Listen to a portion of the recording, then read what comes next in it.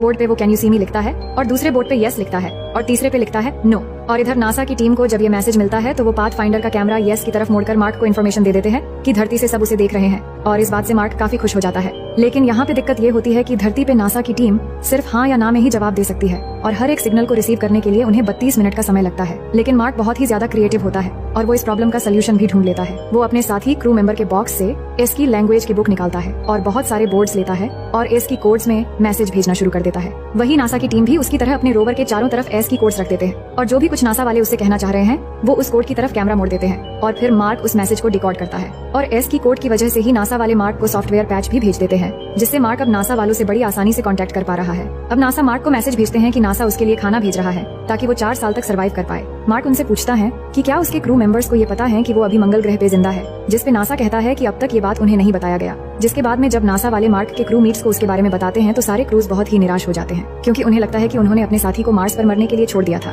वहीं इधर मार्क के साथ अचानक एक हादसा हो जाता है। दरअसल जिस जगह पे उसने आलू बोए थे उस जगह पे अचानक किसी कारण ब्लास्ट हो जाता है, जिससे उसकी सारी आलू की खेती खराब हो जाती है। और जब नासा वालों को ये पता चलता है तो वो मार्क को 1 दिन का खाना 4 दिन तक चलाने के लिए कहते हैं। वही नासा भी अब अरिस 4 मिशन को लॉन्च करने वाला है जो मार्क तक 4 साल तक का खाना पहुंचाएगा। लेकिन अरिस 4 के लॉन्च होने के कुछ ही देर बाद ओवरवेट और हिटिंग की वजह से वो ब्लास्ट हो जाता है और इसी के साथ नासा और मार्क की आखिरी उम्मीद भी टूट जाती है। अब मार्क को जब ये पता चलता है तो वो अपने बचने की उम्मीद छोड़ देता है क्योंकि कई कोशिशों के बाद उसे हर बार हताशा ही हाथ लगती है। साथ ही आज मार्क को मंगल ग्रह पे पूरे 186 दिन हो चुके हैं, जिसके बाद वो अपने क्रूज को बताता है कि मेरे साथियों, मैंने हर समस्या का डट के सामना किया और अंत तक लड़ता रहा। हालांकि मैं हार नहीं मान रहा, लेकिन हमें हर तरह के अंजाम के लिए तैयार रहना चाहिए। अब सारी दुनिया में ये खबर फैल जाती है कि नासा का एरिस मिशन फेल हो गया है और अब सारी दुनिया को लगता है कि मार्क वाटनी कभी भी वापस नहीं आ पाएगा। वहीं इस खबर को चाइनीज स्पेस ऑर्गेनाइजेशन के डायरेक्टर भी देख लेते हैं और अब चाइना ये डिसाइड करता है कि वो टाइंगसेंग बूस्टर जो उनके पास है, जिसकी टेस्टिंग सफलतापूर्वक भी हो चुकी है, वो उसे नासा को दे देंगे ताकि वो मार्क वाटनी तक खाना पहुंचा सके। जिसके बाद वो नासा से कांटेक्ट करते हैं